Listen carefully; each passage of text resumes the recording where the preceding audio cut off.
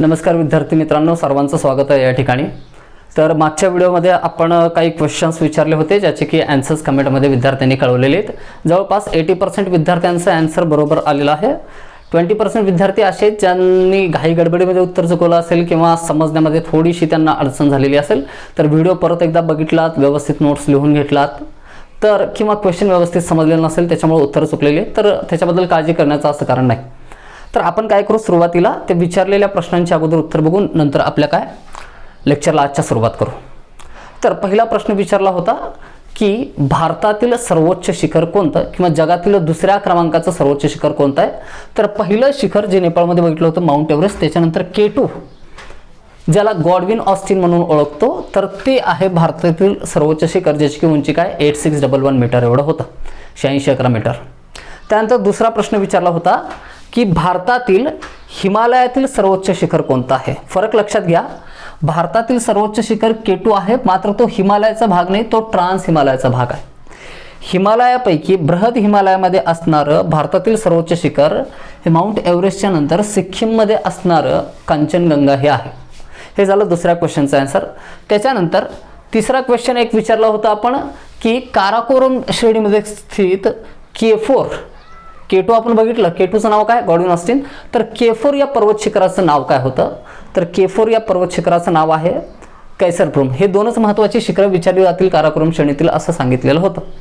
त्याच्यानंतरचा question विचारला होता आपण की या ठिकाणी राकाकोशी शिखर जे आहे त्याच्याबद्दल विशेष पॉइंट असं सांगितला होता की जगातील सगळ्यात जास्त तीव्र उताराचं शिखर कोणतं आहे, राकाकोशी शिखर हे आहे। तर त्याचं स्थान कोणत्या पर्वतश्रेणीवरती आहे म्हणून विचारलं होतं, तर त्याचं स्थान या ठिकाणी काय लडाख पर्वतश्रेणीवरती दाखवलेलं होतं, तर आन्सर असेल लडाख श्रेणी। आणि शेवटचा क्वेश्चन आपण विचारला होता की भारतातील दुसऱ्या क्रमांकाचं शिखर जे की हिमालयामध्ये काय स्थित आहे, तर त्याचं आन्सर आपलं काय आहे कांचनगंगा, ज्याचं की स्थान कुठे आहे सिक्कीममध्ये आहे। तर ही झाली त्या काय मागच्या प्रश्नांची उत्तरं।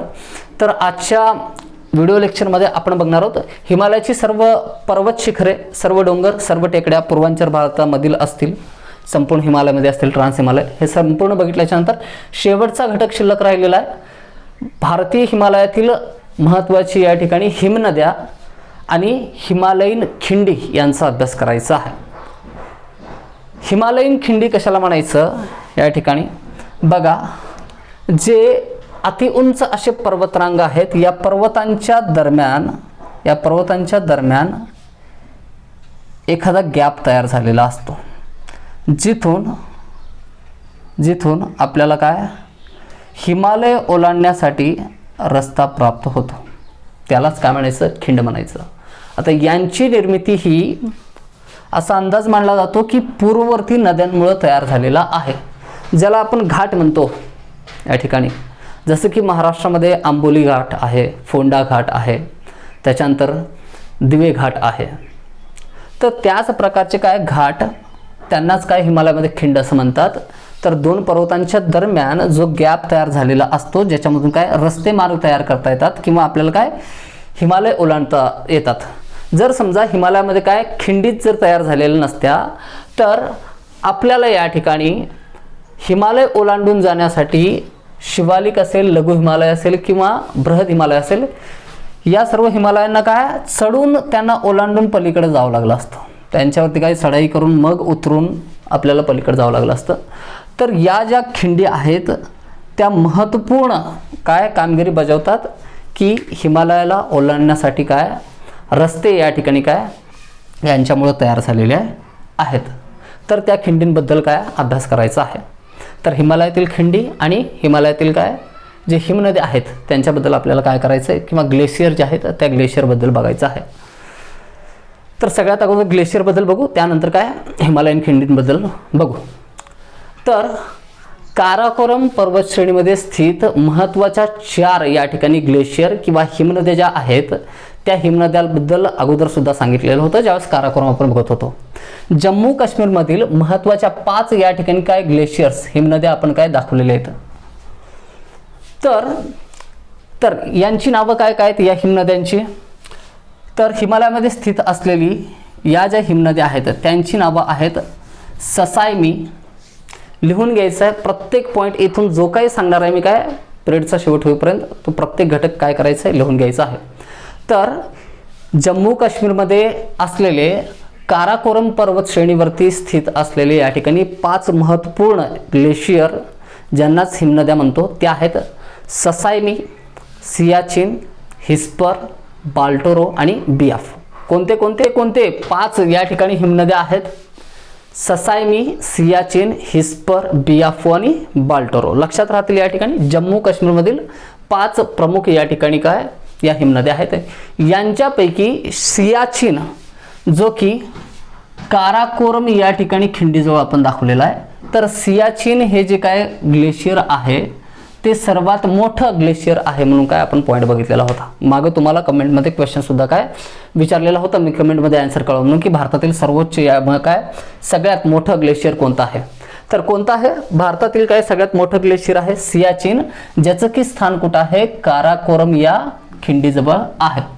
आता काराकोरम खिंड ही या ठिकाणी आपण काय दाखवलेलं काय भारतातील याच्याबद्दल सगळ्यात महत्त्वाचा पॉईंट जर सांगायचा झाला काराकोरम खिंडीबद्दल तर भारतातील सर्वोच्च काय उंचीवरती सगळ्यात अति उंचीवरती काय स्थित असलेला किंवा सगळ्यात जास्त उंचीवरती असलेली खिंड कोणती आहे काराकोरम, जिथून आपल्याला भारतातून चीनला किंवा भारतातून तिबेटला जाण्याचा मार्ग तयार होतो या ठिकाणी. तर सियाचीन ग्लेशियरमधून एक नदी निघते या ठिकाणी नुब्रा नदी. नाव काय आहे नुब्रा नदी. तर या ठिकाणी नुब्रा नदीची या ठिकाणी काय दरी तयार झालेली आहे. म्हणजे 2 पर्वत काय श्रेणींच्या दरम्यान जो नदीमुळे सपाट भाग तयार झालेला असतो त्याला काय म्हणलेलं होतं आपण दऱ्या असं म्हणलेलं होतं. बघितलं आपण काय काश्मीर दरी बघितलं होतं त्याच पद्धतीने या ठिकाणी कोणते नुब्रा दरी आहे. बघा या ठिकाणी सिंधू नदी उगम पावते आणि लडाख आणि झास्करच्या दरम्यान या ठिकाणी ती वाहत जाते उत्तरेकडे. तर या सिंधू नदीच्या उत्तर तीरावरती आपण एक जिल्हा बघितला होता. कोणता जिल्हा होता लेह. तर भारतीय सैनिक ज्यावेळेस काय लेहमधून सियाचीनला जायचं असेल लेहमधून सियाचीनला जात असताना त्यांना खारदुंगला खिंडीतून या ठिकाणी काय रस्ता आहे खारदुंगला खिंडी मार्गे या ठिकाणी जावं लागतं आणि या ठिकाणी नुब्रा नदीचं जे घाट आहे नुब्रा नदीच्या घाटातून नुब्रा नदीची जी दरी आहे नुब्रा नदीच्या दरीतून त्यांना काय सियाचीनपर्यंत पोहोचावं लागतं. भारतीय सैन्यांची काय शेवटची छावणी आपल्याला म्हणता येईल ती कुठं आहे सियाचीनमध्ये स्थित आहे, जिथं की -50 डिग्रीपर्यंत -57 अबाउट 60 डिग्रीपर्यंत काय असतं या ठिकाणी टेम्परेचर असतं. तर हे झालं या ठिकाणी काय प्रमुख या ठिकाणी काय ग्लेशियर बद्दल. 5 प्रमुख ग्लेशियर आहेत, 5 प्रमुख हिमनद्या आहेत. कोणत्या कोणत्या ससायमी, सियाचीन, बियाफू, हिस्पर आणि बाल्टोरो हे प्रमुख लक्षात ठेवायचे. हे जम्मू काश्मीरमधले काय ग्लेशियर. त्यानंतर उत्तराखंडमध्ये या ठिकाणी 3 प्रमुख या ठिकाणी हिमनद्या आहेत जिथून गंगा नदी उगम पावते आणि यमुना नदी उगम पावते. तर गंगा नदी जिथून उगम पावते ती हिमनदी आहे गंगोत्री आणि यमुना नदी जिथून उगम पावते ती नदी ते या ठिकाणी हिमनदी आहे यमुनोत्री. हे 2 तर सगळ्यांना पाठ आहेत की उत्तराखंडमधील काय 2 महत्त्वाच्या हिमनद्या कोणत्या कोणत्या आहेत गंगोत्री आणि काय यमुनोत्री.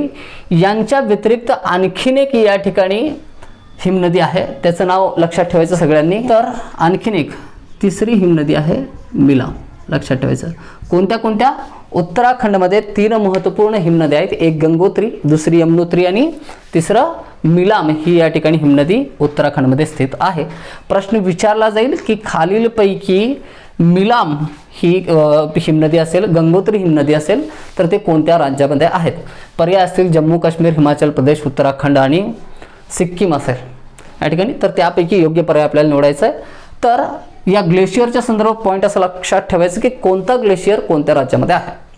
तर परीक्षेच्या दृष्टिकोनातून हाच पॉईंट यांच्या संदर्भात काय महत्त्वाचा आहे. याच काय पॉईंटबद्दल काय बऱ्याच वेळा प्रश्न पडलेले आहेत. त्यानंतर सिक्कीममध्ये स्थित या ठिकाणी एक ग्लेशियर आहे ज्याचं की नाव आहे जेमू ग्लेशियर. जेमू हिमनदी.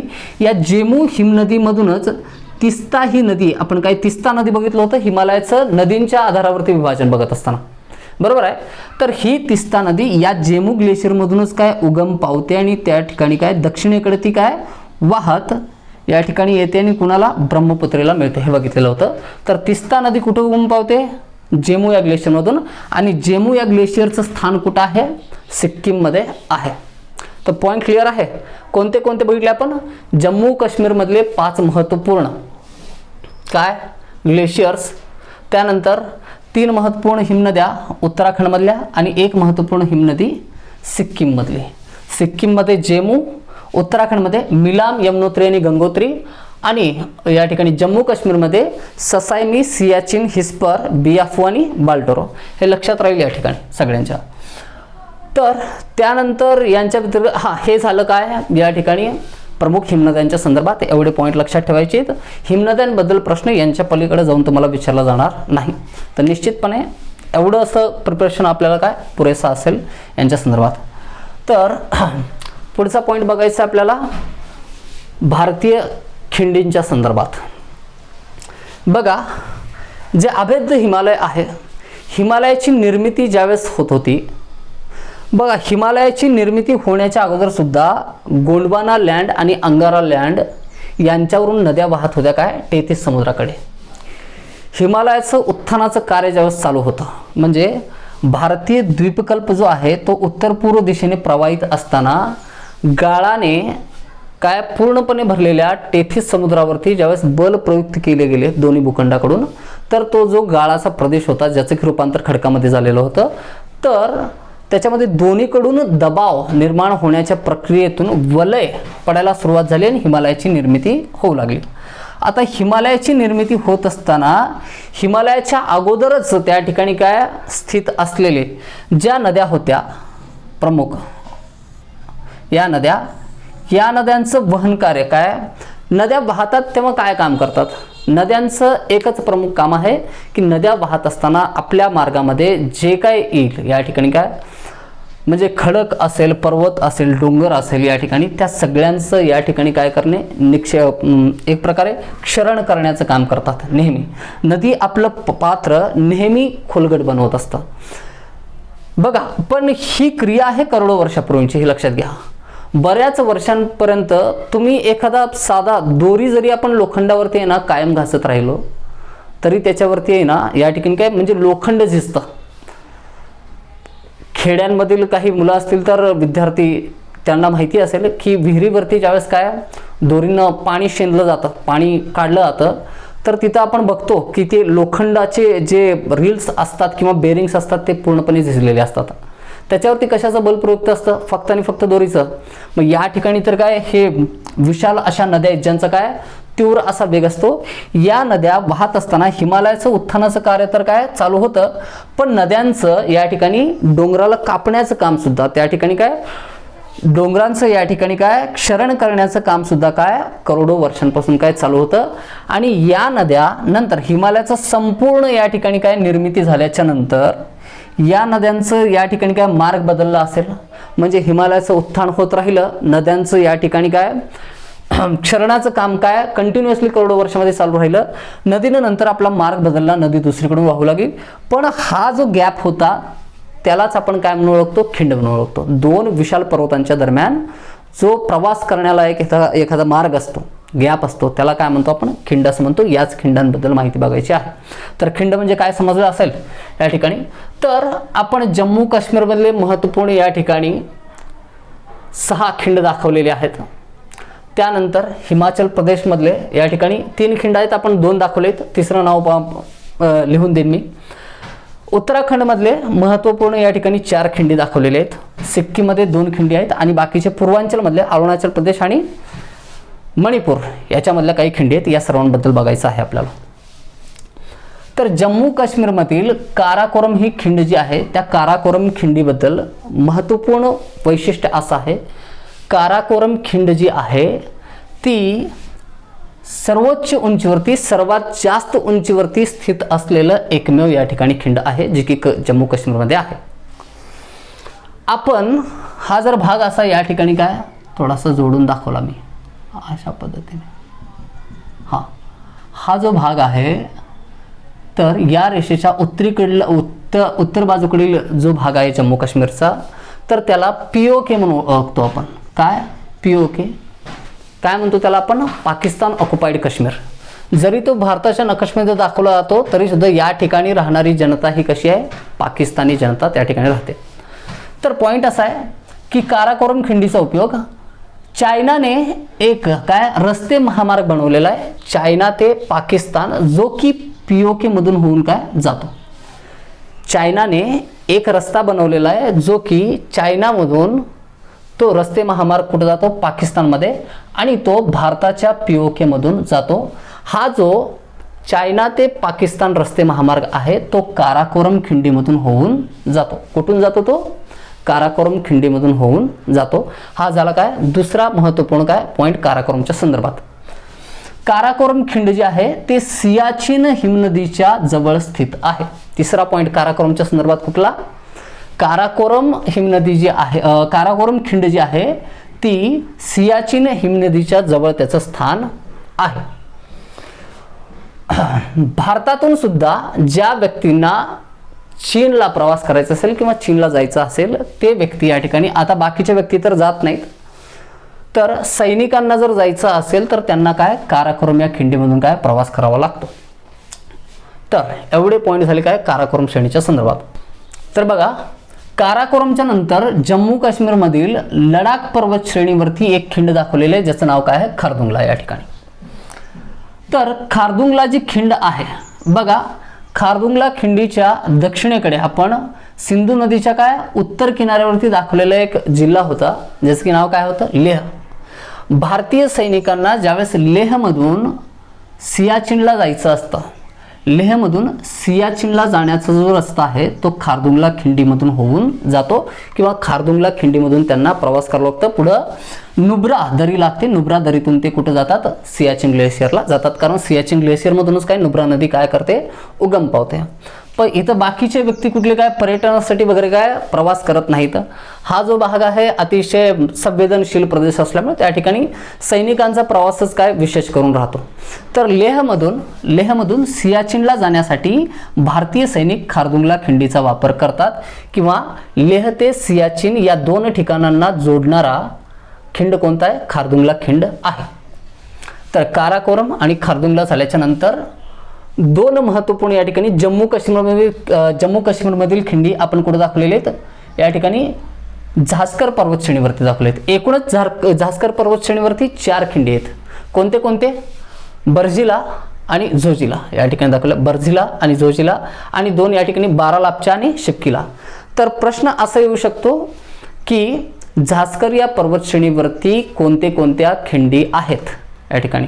तर 2 जम्मू काश्मीरमधल्या काय खिंडी आहेत कुठल्या? बर्जिला आणि जोजिला. आणि 2 हिमाचल प्रदेशमधल्या खिंडी आहेत कुठल्या? बारालापचा आणि शिपकीला. हिमाचल प्रदेशमधली काय आणखीन एक खिंड आहे आपण बघू. तर यांच्याबद्दल बनिहाल काय बर्जिलाबद्दल फक्त एवढा पॉईंट लक्षात ठेवायचं काय, बर्जिला हे खिंड जम्मू काश्मीर राज्यातील आहे. बर्जिला हे खिंड कुठला आहे? जम्मू काश्मीर राज्यातील.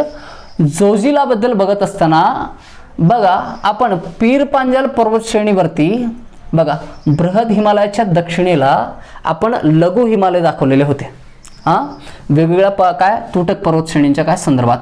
तर कोणते होते? अति पश्चिमेकडील ही जे लघु हिमालयाची काय पर्वत श्रेणी आहे त्याचं नाव आहे पीर पांजाल. त्याच्या पूर्वेला असलेली पर्वत श्रेणी होती काय धौलाधार पर्वत श्रेणी, आणि त्याच्या पूर्वेला सुद्धा काय मसुरी पर्वत श्रेणी बघितलेलं होतं. लक्षात ठेवा पीर पांजाल पर्वत श्रेणीवरती 2 खिंडी आहेत जे की कुठे येतात जम्मू काश्मीरमध्ये त्यांचं स्थान आहे. कोणते? एक पीर पांजाल पर्वत श्रेणीवरती आहे म्हणून त्याचं नाव काय पीर पांजाल आहे. त्याच्यामध्ये काय लक्षात ठेवण्यासारखं असं काय नाही. दुसरं कोणतं आहे? बनिहाल आहे. बघा वैष्णोदेवी काश्मीर हिमालयाबद्दल सांगत असताना मी सांगितलं होतं की जे पीर पांजाल या ठिकाणी पर्वत श्रेणी जी आहे पीर पांजाल पर्वत श्रेणीच्या काय उत्तरेला म्हणजे लघु हिमालय आणि बृहद हिमालय यांच्या दरम्यान एक महत्त्वपूर्ण शहर आहे जम्मू काश्मीरमधलं. कोणतं? श्रीनगर.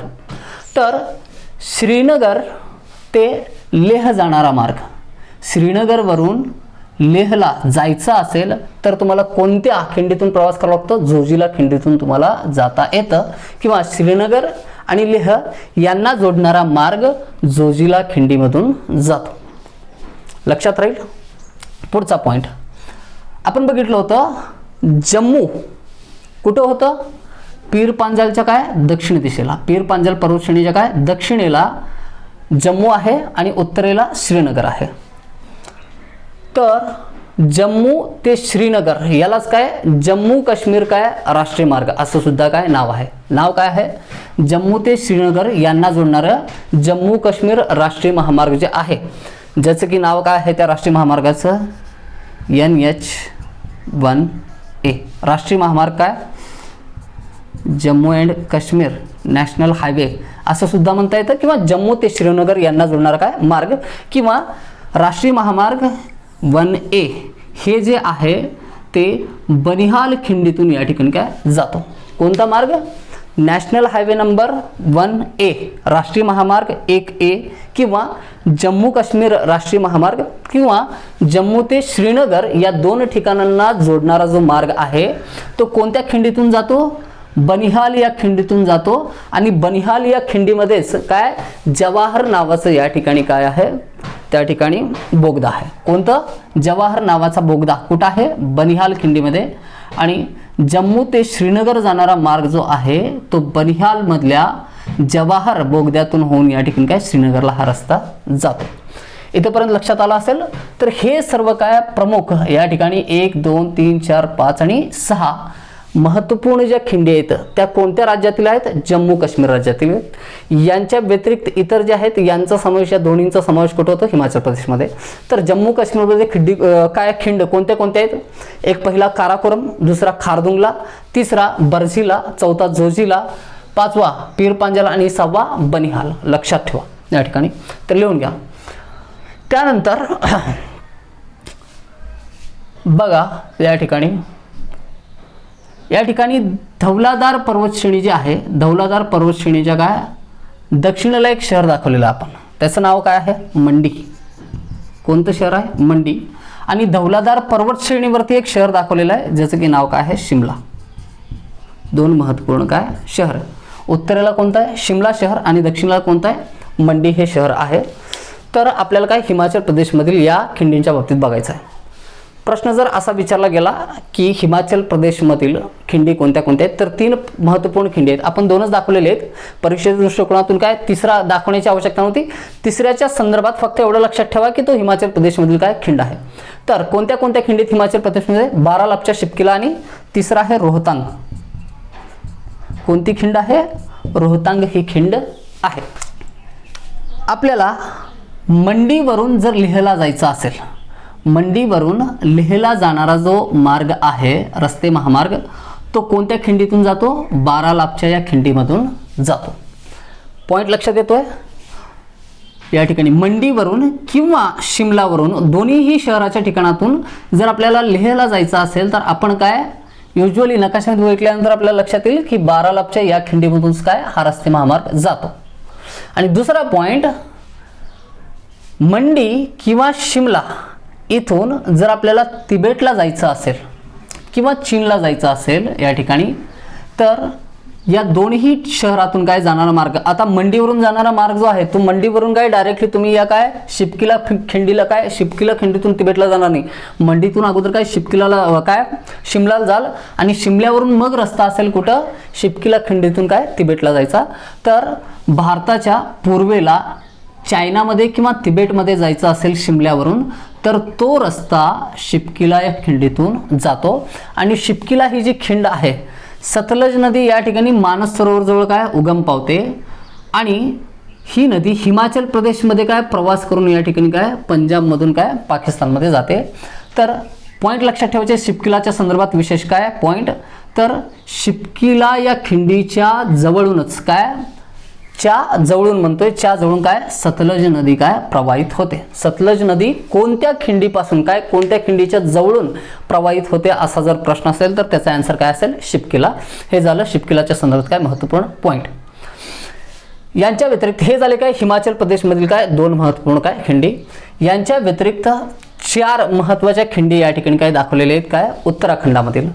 कुठल्या कुठल्या आहेत मुलिंग, मांडला, नितिला आणि लिपुलेख. तर यांच्या बाबतीत काय आता भारतातील बरेच धार्मिक लोक आहेत जे संस्कृती जपतात या ठिकाणी काय किंवा या ठिकाणी काय वेगवेगळ्या काय धार्मिक स्थळांना काय भेट देण्यासाठी काय हे सर्व व्यक्ती जात असतात. तर कैलाश पर्वत जे आहे कैलाश पर्वत कुठं आहे बृहद हिमालयाच्या उत्तर दिशेला असलेले ट्रान्स हिमालयाचाच काय विस्तार असलेले जे काय तिबेटियन प्रदेशामध्ये काय डोंगर प्रदेश आहेत त्या ठिकाणी आहे काय कैलाश पर्वत. कैलाश पर्वताच्या दर्शनाला जाण्यासाठी भारतातील जे लोक कुठं देहरादून असेल, हरिद्वार असेल, बद्रीनाथ असेल, केदारनाथ असेल, कामेत असेल, या वेगवेगळ्या धार्मिक स्थळांना, गंगोत्री असेल, यमुनोत्री असेल, यांना भेट देण्यासाठी आलेले लोक कैलाश पर्वताला सुद्धा काय जाऊन येतात, जे की तिबेटमध्ये, तिकडं सुद्धा जाऊन काय दर्शन घेऊन येतात. आता एवढ्या लांबपर्यंत आलोय तर मग थोडंसं आणखीन पुढं जायला काय हरकत आहे, असं भारतीयांचा अगोदरपासून एक काय म्हणू शकतो, एक प्रत्येकाची भावना असते की काय एकदा आलोय तर सगळं उरकून जाऊ आपण. तर हे व्यक्ती या ठिकाणी तिबेटमध्ये या ठिकाणी काय प्रवास करण्यासाठी या वेगवेगळ्या काय खिंडींचा वापर करतात. म्हणजे उत्तराखंडमधील याच खिंडींचा वापर करून ते काय तिबेटला म्हणजेच काय कैलाश पर्वताला या ठिकाणी काय जातात. तर कोणत्या कोणत्या खिंडीत, उत्तराखंडच्या बाबतीत ज्या खिंडी दिलेल्या आहेत त्यांच्याबद्दल फक्त एवढंच पॉईंट लक्षात ठेवायचं आहे की 4 महत्त्वपूर्ण खिंडी उत्तराखंडमध्ये आहेत आणि त्या कोणत्या कोणत्या आहेत, मुलिंग, मांडला, नितिला आणि लिपुलेख. मुलिंग, मांडला, नितिला आणि लिपुलेख. बघा हा सगळा डेटा तर खूप सारा आहे, हे एवढं सगळं पाठ कधी करायचं असं वाटत असेल, पण याच्याशिवाय पर्याय नाही. आणि अवघड असं नाही, तुम्ही परत परत जर सराव करत राहिलात तर लक्षात ठेवण्यासाठी अवघड काहीच जात नाही. जेवढं तुम्ही कन्सिस्टंटली अभ्यास करत राहाल तुम्हाला विसरण्याची कधीच भीती राहत नाही. जर तुम्ही अभ्यास करत असताना मध्ये मध्ये 15 दिवसांचा, महिन्याचा, आठवड्याचा जर गॅप देत असाल पूर्णपणे, तुम्ही त्या सब्जेक्टला काय महिनाभर काय टच सुद्धा करत नसाल तर मग मात्र अवघड आहे. तुमच्या अभ्यासाची पद्धतच जर चुकीची असेल तर मग काय लक्षात ठेवणं अवघड जातं. येतं लक्षात. हिमालयाचा हा सगळा काय भाग जर तुम्हाला समजलेला असेल तर आजच्या पिरियडमध्ये आपण ज्या काही खिंडी बघतोय ते समजणं जास्त अवघड नाही. काराकोरम खिंड कुठं असेल, उत्तरेलाच असेल, जम्मू काश्मीरमध्येच असते ती. येतं लक्षात. काराकोरम श्रेणीबद्दल एवढा काय अभ्यास केलेला आहे तर काराकोरम खिंड कोणत्या राज्यामध्ये आहे असं विचारल्याच्या नंतर तुम्हाला प्रश्न अवघड जात नाही. जर समजा तुम्ही याच्या अगोदरच्या पिरियड सुद्धा काय अभ्यासलेले नसतील तर मग मात्र काय हे लेक्चर डायरेक्टली तुम्ही काय जर बघत असाल तर तुम्हाला त्यावेळेस थोडंसं अवघड जातं. तर उचित हे असेल अभ्यासाच्या दृष्टिकोनातून तर अगोदरचे सगळे व्हिडिओज, सगळे नोट्स काढा, अभ्यास करा आणि काय क्रोनॉलॉजिकली काय या ठिकाणी काय या लेक्चरवरती तुम्ही अभ्यासासाठी या, ते व्हिडिओज काय बघितल्याच्या नंतर. बघा त्यानंतर हे झाले काय उत्तराखंडमधील काय प्रमुख काय खिंडी. त्याच्यानंतर सिक्कीममध्ये 2 महत्त्वपूर्ण खिंडी दिलेले आहेत. कोणते कोणते, जेमू ग्लेशियर जे आहे हिमनदी आहे याच्या उत्तरेला नाथुला आणि झेलपला, हे 2 महत्त्वाचे. खूप वेळा प्रश्न विचारलेला आहे. नाथुला आणि झेलपला या खिंडी कोणत्या राज्याशी निगडीत आहेत तर कोणत्या, सिक्कीम या राज्याशी निगडीत आहेत.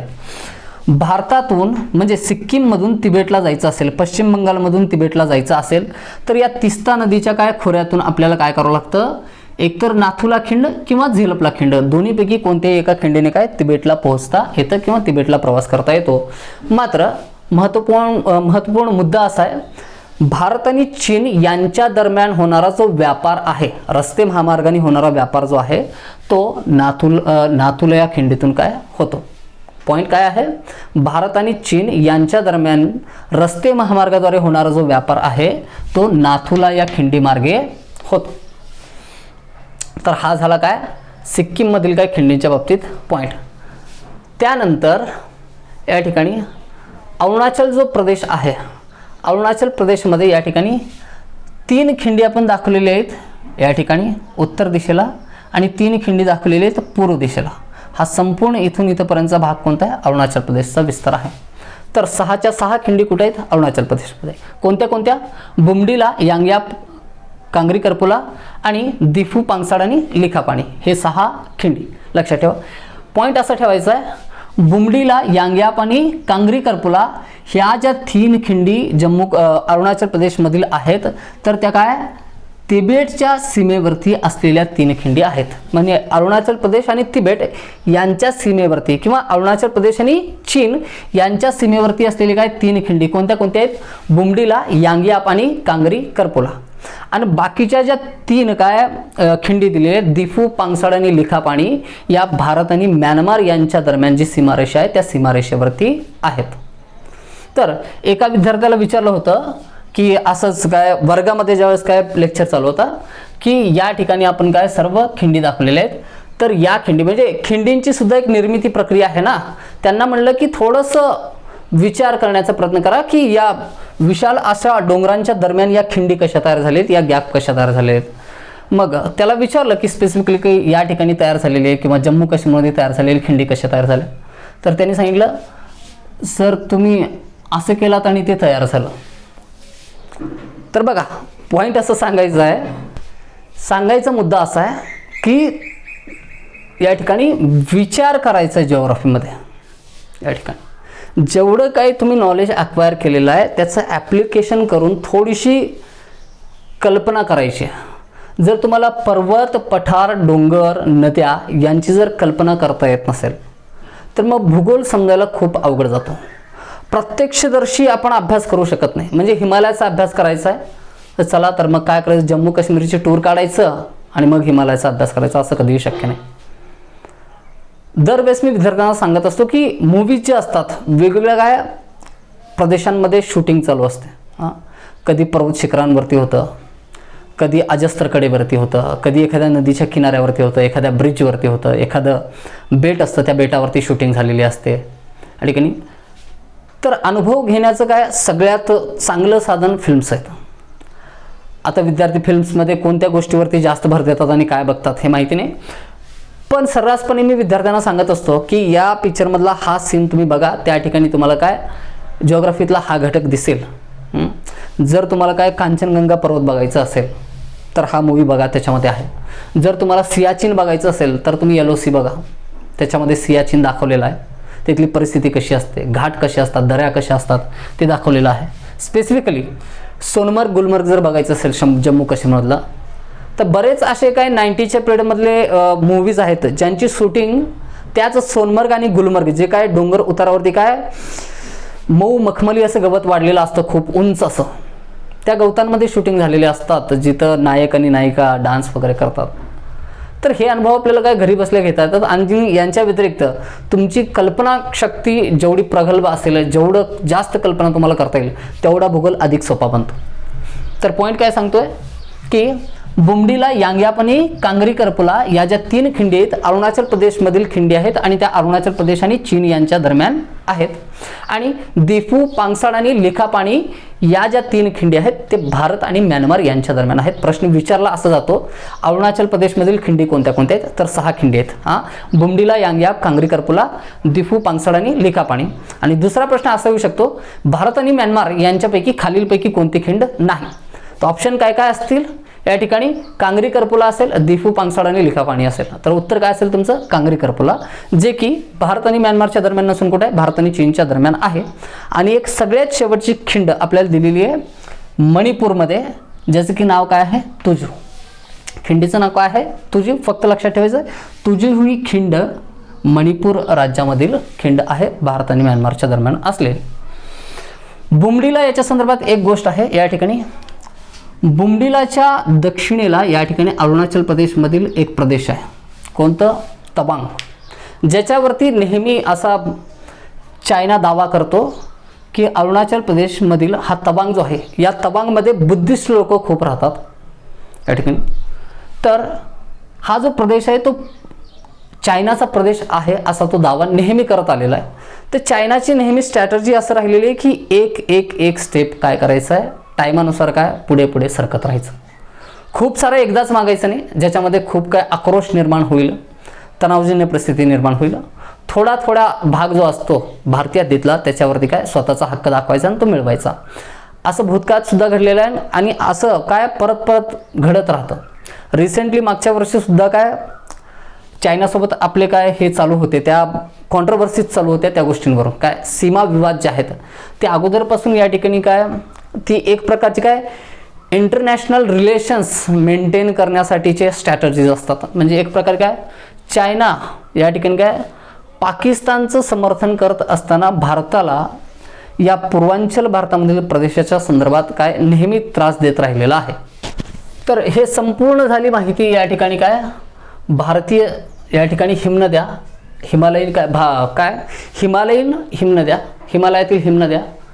तर हा संपूर्ण भाग झाला हिमालयातील सर्व प्रमुख हिमनद्या ज्या आपण बघितल्या आणि हिमालयीन खिंडीच्या संदर्भात. तर या ठिकाणी संपूर्ण भारतीय हिमालय जे आहे आपण आजच्या पिरियडला काय संपवलेला आहे. तर याच्यानंतर हिमालयाचा या ठिकाणी नंतर विषय निघणार नाही, म्हणजे प्रमुख हिमालय म्हणून जर कुठं संदर्भ आला तर आपण त्या ठिकाणी बघू. तर हिमालयाच्या संदर्भात सर्वच्या सर्व डिटेल्स आपण काय एवढ्या व्हिडिओजमध्ये काय कंप्लीट केलेले आहेत. याच्यानंतरचा जो लेक्चर असेल तो भारतीय द्वीपकल्पाच्या संदर्भात असेल. भारतीय द्वीपकल्पांचा, भारतीय पठारांचा आपल्याला काय करायचा आहे, अभ्यास करायचा आहे. त्यानंतर उत्तर भारतीय मैदानाकडे आपण काय करू जाऊ. तर या ठिकाणी काय करू, तर आजचे काही प्रश्न लिहून घ्यायचेत. काय उद्याचे तुम्हाला काय काय हा व्हिडिओ बघून झाल्याच्या नंतर तुम्हाला काय कमेंट बॉक्समध्ये काय कळवायचे आहेत. तर प्रश्न अशा पद्धतीने आहेत. भारतीय भूसीमा आणि भारतीय सागरी सीमा मिळून एकूण भारताची सरहद्द सीमा किती आहे बेटांसहित?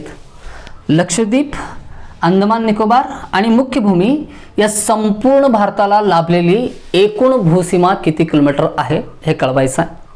त्यानंतर पुढचा प्रश्न, अंदमान आणि निकोबार या बेटांमधील जी सुप्त ज्वालामुखी आहे ते कोणत्या बेटावरती आहे? सुप्त ज्वालामुखीचं ठिकाण कोणत्या बेटावरती आहे?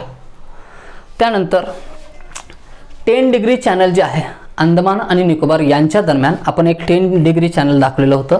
उथळ पाण्याचा समुद्र, ज्याला 10 डिग्री चॅनल असं नाव दिलेलं होतं. तर ते 10 डिग्री चॅनल कोणत्या दोन बेटांच्या दरम्यान आहे? पॉईंट काय, प्रश्न काय म्हणतोय मी, तर अंदमान निकोबारमधील 10 डिग्री चॅनल जे आहे ते कोणत्या दोन बेटांच्या दरम्यान आहे? त्याच्यानंतर लक्षद्वीप जे बेटांचं समूह बघितलं होतं त्यातील सर्वात मोठ्या बेटाचं नाव काय? लक्षद्वीप बेटांचा जो समूह बघितला होता त्यातील सर्वात मोठ्या बेटाचं नाव सांगायचं आहे. तर भारतातील कोणत्या राज्याला सर्वाधिक समुद्रकिनारा लाभलेला आहे? भारतातील कोणत्या राज्याला सर्वाधिक समुद्रकिनारा लाभलेला आहे? आणि सर्वाधिक समुद्रकिनारा लाभलेला तिसऱ्या क्रमांकाचं राज्य कोणतं आहे? भारतातील सर्वाधिक समुद्रकिनारा लाभलेला तिसऱ्या क्रमांकाचं राज्य कोणतं आहे? त्यानंतर पश्चिम बंगाल हे जे राज्य आहे, पश्चिम बंगाल राज्य भारताच्या किती शेजारी देशांशी सीमा बनवतो? पश्चिम बंगाल हा राज्य भारतातील किती शेजारी देशांशी सीमा बनवतो? हा पॉईंट कमेंटमध्ये कळवायचे. ते यांचे आन्सर्स आपण काय करू, उद्याच्या पिरियडला आन्सर्स बघू त्याचे. तर तोपर्यंत थांबू, कनेक्टेड राहा, सेफ राहा.